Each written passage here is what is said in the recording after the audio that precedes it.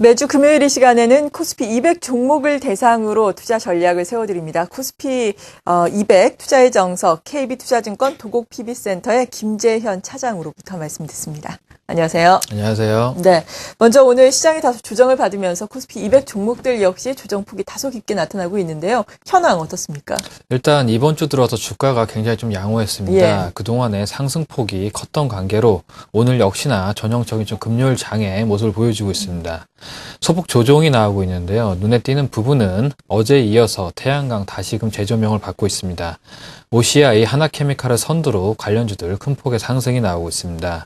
그리고 자동차주 어제까지 큰 폭의 하락이 있었는데요. 오늘은 이제 하락폭이 약간은 진정된 모습을 보여주고 있습니다. 제가 대선이 끝나는 이후에는 음식료주 집중을 하시라고 말씀을 여러 차례 좀 드렸었는데요. 역시나 주가 그 후로 계속 양호합니다. 일단 금요일인 관계로 지수는 조정이 나오고 있지만 그동안의 상승폭을 본다면은 지금 정도의 지수 움직임 적당한 수준에서 움직인다고 보여지겠습니다. 네, 적당한 수준이다.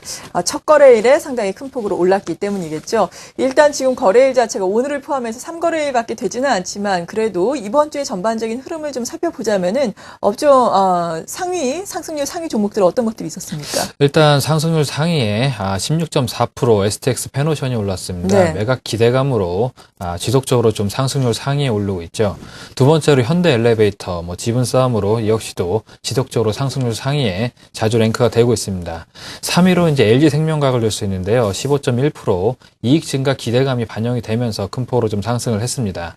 네 번째로 웅진에너지, 태양광 관련 종목이죠. 그동안에 좀 많이 빠졌던 종목이었고, 또 어떤 주에는 하락률 순위에도 들었던 종목인데요. 일단은 업황 바닥 기대감이 좀 기대를 모으면서 상승이 있었습니다.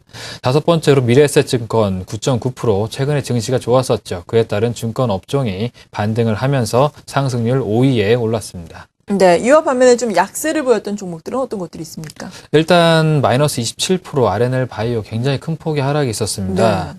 일단 미국과 일본의 위험 판정과 줄기세포 밀 반출 혐의까지 세 가지 악재로 큰 폭의 하락을 겪었고요. 나머지 SL, 한일 이와 모토닉, 현대모비스 각각 마이너스 9.6%부터 7.3%까지 모두 다 자동차 부품주입니다. 그러네요. 업황 약세에 따라 가지고 자동차주가 약하니까 당연히 나쁠 수밖에 없겠죠. 네. 일단 오늘 일단락되고 관련주들 중에는 오늘 일정 부분 상승이 나오는 종목도 있기 때문에 일단 급격한 하락은 끝났다고 보여지겠고요. 자동차주들 이번 한 주 굉장히 좋지 않았음을 여실히 좀 보여주고 있습니다. 네, 엔화 약세에 따라서 자동차주들 이렇게 비교적 큰 폭으로 하락을 했는데 그래도 이제는 낙폭이 좀 컸기 때문에 어느 정도 안심을 해도 된다라는 말씀이신 건가요? 안심을 해도 된다는 예. 부분보다는 일단 하락이 좀 멈췄기 때문에 단기 반등이 기술적으로 나올 수 있는 구간인데요. 단기적으로요. 예. 예, 여전히 엔화 약세가 지속되고 원화 강세가 지속될 수밖에 없기 때문에 좀 무리하게 단기에 보시고 베팅을 하시는 행위 같은 경우는 약간 좀 무리해 보이는 구간입니다. 네. 그렇다면 다음 주를 대비하면서는 코스피 200을 중심으로는 어떤 전략이 필요할까요? 일단 재정 절벽 이슈, 악재 소멸로 인해 가지고 시장은 굉장히 좀 상승을 크게 했습니다. 일단 지금 시점에서 시장의 발목을 잡을 수 있는 악재는 단기 상승에 대한 부담감이 가장 커 보이겠습니다. 다시 말씀을 드리자면은 각국의 유동성이 이미 좀 풀리고 시장에 풀리고 있고요. 악재는 점차적으로 소멸이 되면서 단기 상승에 따른 기간 조정이 올 수 있는 구간에 들어서고 있습니다. 기간 조정 구간에서 유의할 수 있는 전략은 업종별 순환매에 집중을 하셔야 되는데요. 실제적으로 그동안 낙폭 과대 업종 중 가장 크게 올라오지 못했던 종목 두 가지가 태양광과 건설 업종이 있습니다. 네. 그렇기 때문에 이번 주 들어서 이들 업종의 상승폭은 타 업종에 비해서 좀 강하게 올라오고 있습니다. 반대로 자동차 업종의 경우 엔화 약세라는 부분이 분명히 악재로 작용을 하지만요. 일단 엔화 약세는 일본이 대규모 부양책을 발표된 직후부터 빠르게 일어나고 있었던 상황 중에 하나입니다.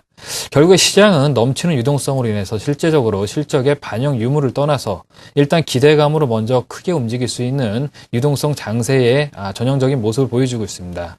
그렇기 때문에 단기적인 업종별 흐름은 크게 좀 엇갈릴 수가 있는데요. 이런 장세에서 핵심은 타 업종 대비 덜 오른 업종과 이제 막 오르기 시작한 업종에 주목을 하시는 게 가장 좀 현명합니다.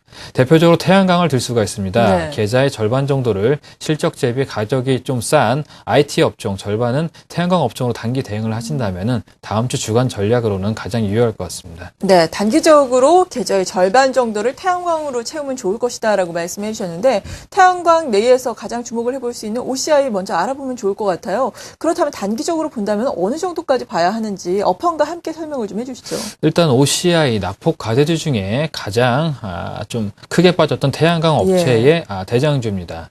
이번 주를 기점으로 관련주들 주가가 강력한 거래량을 동반하면서 상승을 하고 있습니다. 단기적으로 매수 가능한 구간으로 판단이 되면서 좀 소개를 해드리도록 하겠습니다. 폴리실리콘 가격 아무래도 태양광 주들에 있어가지고 가장 중요한 부분입니다. 그렇죠. 11개월 만에 첫 상승을 했습니다. 그동안에 연속적으로 떨어졌던 가격이 전주를 기점으로 방향성이 바뀌어가고 있습니다. 견조한 수요 상승 속에 최근 업체들 공급 조절에 따른 타이트한 수급이 가격 반등을 이끌어주고 있습니다. OCI는 10월 초부터 발생한 폴리실리콘 급락 상황에 편승하지 않고요. 시장보다 높은 판매가를 유지했습니다.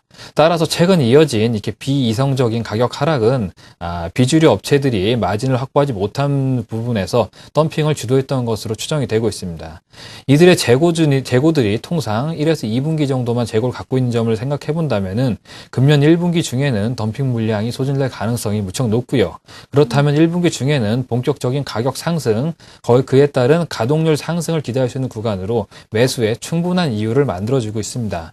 바닥에서 거래량을 동반한 상승이 보이는 바 추가적인 상승이 기대가 되고 있고요. 앞서 말씀드린 바와 같이 유동성 장세에서는 실제적으로 실적이 돌아서는 유무보다는 일단 기대감으로 먼저 주가가 움직입니다. 그렇기 때문에 현재 시점 가장 좀 매수가 유효한 종목으로 OCI 말씀드리도록 하겠습니다. 네, 물론 시장 상황에 따라서 또 달라질 수도 있겠지만 그렇다면 현재 시점에서 만약에 OCI에 접근을 한다면은 한 기대 수익률을 어느 정도로 가져가는 게 좋을까요?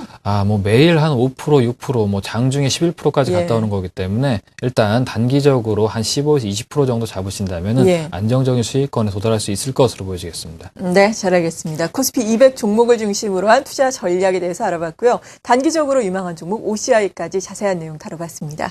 지금까지 KB투자증권 도곡 PB센터의 김재현 차장이었습니다. 고맙습니다.